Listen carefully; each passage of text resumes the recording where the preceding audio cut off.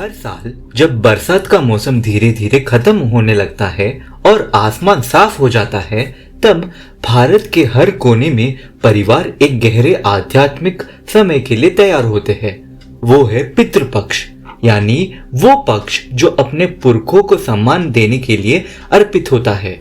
लेकिन ये असल में है क्या? आज के तेज रफ्तार जिंदगी में भी लोग अपने व्यस्त दिनचर्या में से समय निकालकर उन लोगों को याद क्यों करते हैं जो उनसे पहले इस दुनिया में आए थे। पितृपक्ष सिर्फ एक रीति रिवाज नहीं है, ये अतीत और वर्तमान के बीच एक सेतु है।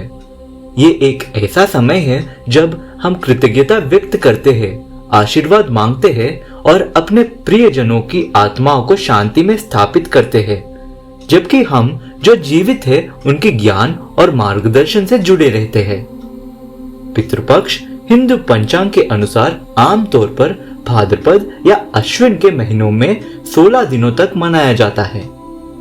इस दौरान परिवार अपने पुरखों को सम्मान देने के लिए विभिन्न रीति रिवाज करते हैं, जिन्हें पितृ कहा जाता है।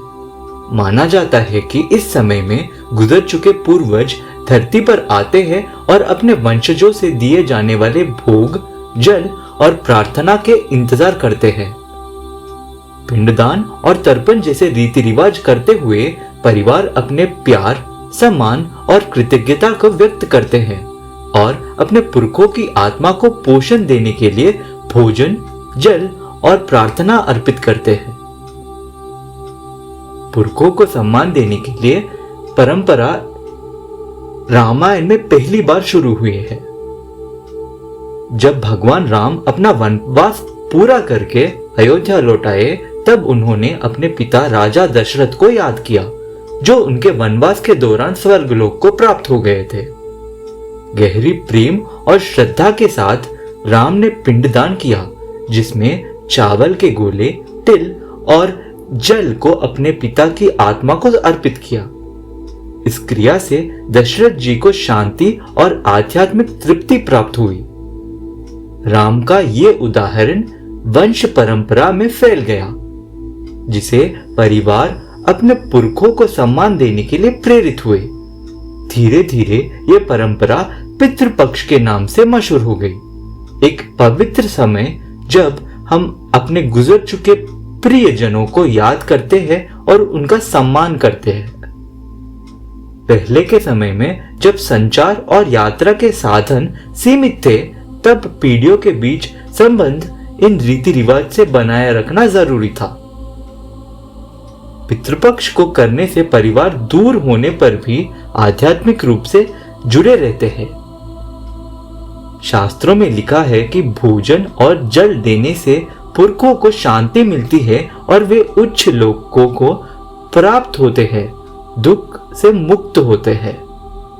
इसके साथ ही ये विचार मजबूत होता है कि अपनी जड़ों को सम्मान देने से जीवन में शक्ति, साहस और समंजसा मिलता है।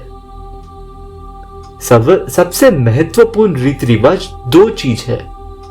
पिंडदान, जहां चावल के गोले तिल और घी के साथ मिलाकर अर्पित किए जाते हैं, और तर्पण, जहां काले तिल के साथ जल अर्पित करते हुए मंत्रों का उच्चारण किया जाता है।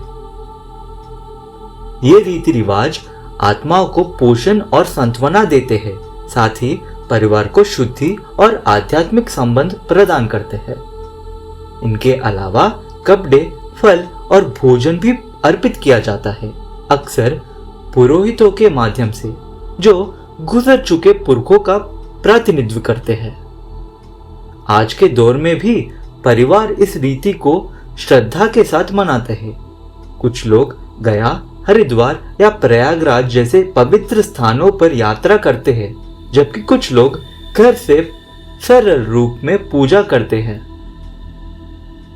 विदेश में रहने वाले परिवार वर्चुअल या प्रतीकात्मक अर्पण करके भाग लेते हैं। ये दिखाता है कि ये किसी शान शौकत का नहीं, बल्कि दिल से की गई श्रद्धा का मामला है। माना जाता है कि इन अर्पणों से पुरखों की आत्माओं को दुख से मुक्ति मिलती है और वे आध्यात्मिक शांति के ओर बढ़ते हैं। जीवित लोगों को ये मानसिक सांत्वना, आंतरिक शक्ति और पारिवारिक संबंध को मजबूत करता है। लोग अपने जीवन में सहारा महसूस करते हैं, दुख से सुरक्षित होते हैं और जीवन की चुनौतियों के सामना करने में मार्गदर्शन प्राप्त करते हैं। यह परंपरा दान, समाज सेवा और दया के कार्यों को भी बढ़ावा देता है, जिससे समाज में सद्भावना फैलती है। पितृपक्ष विनम्रता, जिम्मेदारी और कृतज्ञता सिखाता है। ये हमें याद दिलाता है कि जीवन एक निरंतर यात्रा है, जहां हम सिर्फ खून के रिश्तों से नहीं बल्कि परंपरा, यादों और आशीर्वाद से जुड़े होते हैं। ये लोगों को प्रेरित करता है कि अपने परिवार के इतिहास पर मनन करें और सांस्कृतिक परंपराएं संरक्षित करें। इस समय में उपवास, प्रार्थना और दान की सरलता, ध्यान और करुणा के साथ जीवन जीने का संदेश देती है।